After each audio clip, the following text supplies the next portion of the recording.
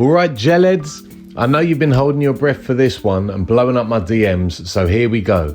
The top Asics Gel Lyte 3 collabs of all time, according to the Gel Lyfe. Please keep in mind this is just my opinion and based on colour blocking, originality, storytelling, and in some cases, rarity. So number 10, the Ronny Fight Total Eclipse. Now I don't usually like black trainers, but the Total Eclipse are just completely different and in a league of their own. Launching back in 2012, I think exclusively at Kiff, New York, Fight said that this is his attempt to capture a total eclipse in a shoe design, using pitch black leather, dark navy nubuck, and accented in a bright contrasting red that absolutely pops its tits off and give them a really clean, stealthy killer vibe. As with all Ronny Fight's early collabs, these were extremely limited and probably only around 2,000 pairs were only ever made. So if you can get your feet in them, do it and run.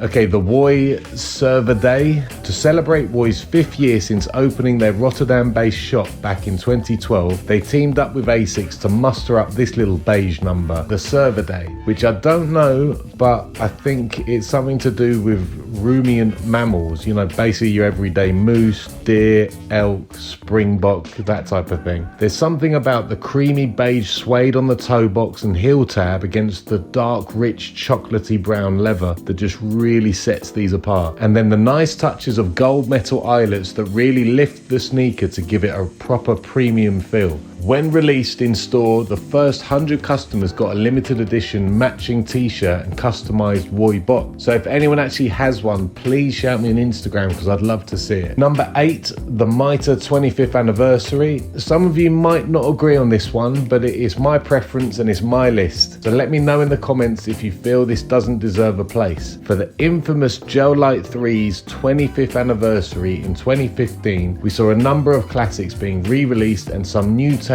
on the Asics staple, with this one being one of my absolute favourites by Mitre. If you didn't know, Mitre is a very well established sneaker store in Tokyo that's been around for something mad like 60 years and been collabing before that was even a thing. I just love the colour blocking on this kick, using different shades of blue and a little splash of white and red here and there with the trademark quilted split tongue. Number 7, the Ronny Fight Militia. You won't be surprised to find that there's a few Ronny Fight designs on here, but that's just the way it goes if you're going to talk about the best Asics collabs of all time. I won't bang on about materials and describing the colour blocking too much because you can see exactly why this is in the top 10. It's not the most exciting design, but the subtle use of colours is just right, from that orange outsole through to the cream sock liner and that beautiful green pigskin throughout. These were released back in 2016 to celebrate Kiff's 5th year alongside a reissue of the Salmon Toe, the 2.0. Both pairs came with the Kiff V embossed on the heel, and V being a more sophisticated way to say 5th and not just a Rocky film reference. So number 6, the Asics 24 Killets Express. Don't be mad, there's still 5 more to go, but the 24 Killets is a sneaker store in Bangkok that collabed on the Gel Lyte 3 only a few years back in 2018, and it might be the most recent GL3 on the list. The theme being the carriage interiors from the Oriental Express that travels between Thailand and the rest of Asia, I guess linking them with the home of Asics in Kobe, Japan. You can't deny that this is a sexy little sneaker with a really high quality finish. Now let me ask you a quick question. If you saw 2 guys standing together having a little chit chat, one's wearing off-white Jordan 4s and the other one's wearing these, which one are you going to respect more? Please comment below with your answer. Okay, now number 5, the Kiff Volcano 2.0. Does anyone actually know why these are the 2.0s? Because I don't remember any 1.0s, but then again, I was pretty drunk for most of my 20s. So no surprises, we're in the top 5, and obviously the Ronny Fight train is in full motion, with the Volcanoes being a thoroughbred winner when it comes to the best of the best collabs of all time.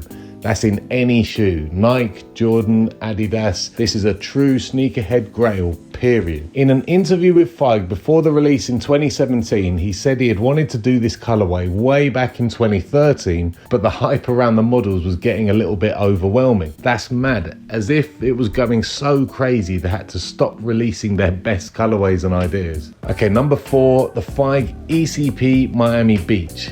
Now this is the shoe that actually got me into Gel Lyte 3s, and mark my words, one day I will own a pair. As part of the East Coast project, which included the Flamingo and the New York City, aka the Knicks, and probably the greatest Asics pack of all time. But the Miamis kind of look like the Militia's little moody brother, you know, a bit more street and in your face. I'm assuming there's some sort of IP issues when it comes to the naming of these, because obviously they're inspired by the Miami Dolphins uniforms with that famous aqua green and bright orange that just hits your face in all the right ways. Okay, so number 3, and I promise the last Ronny Fight on the list.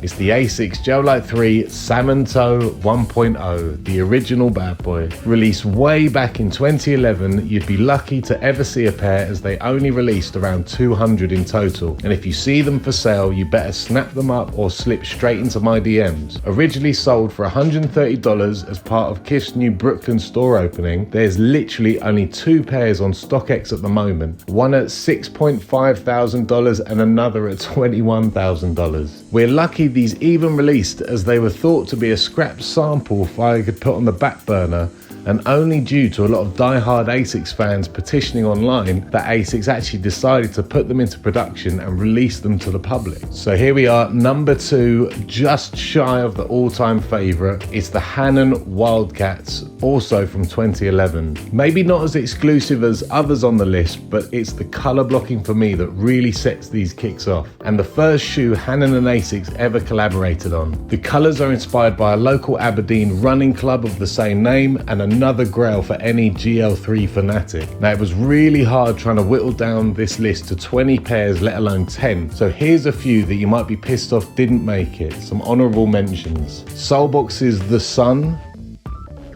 the other part of the ECP pack, the Knicks, and the Clock Lavender, all of which firmly deserve recognition and among the greatest Asics out there, just unfortunately not in my top 10, I'm afraid. Okay, so the number 1 Asics Gel Lyte 3 collaboration of all time.